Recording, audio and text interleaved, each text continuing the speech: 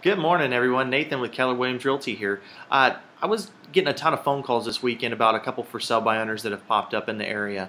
And I was just going to ask you, what do y'all normally do with a for sale by owner? Do you like pull up to the house and be like, oh my gosh, this is the one without seeing it, and run up straight to the front door and say, oh my gosh, this is the house I want, I need to write an offer now?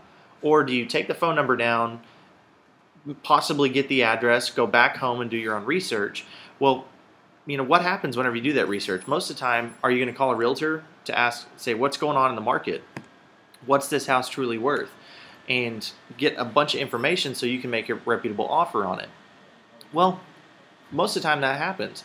If you call an agent, they're going to give you the top-notch person as far as, like, say, a lender, for example. They're going to give you one of the best lenders in the area because they know that they can get that deal closed versus going through one of the traditional banks, the big banks we call them, that where you're a number and not a name.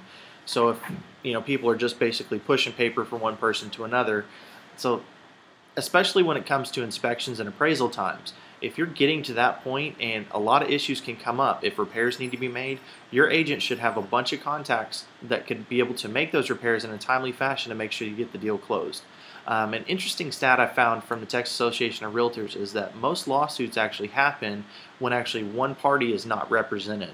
So not to scare anybody or anything, but make sure you have proper representation whenever you're dealing with a real estate transaction. It's one of the biggest transactions that you'll do, being that it is your home and you're going to be holding in that property for a very long time. So make sure you're dealing with a professional.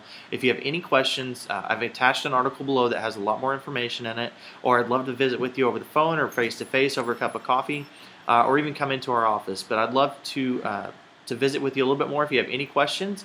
Y'all have a great weekend and happy hunting.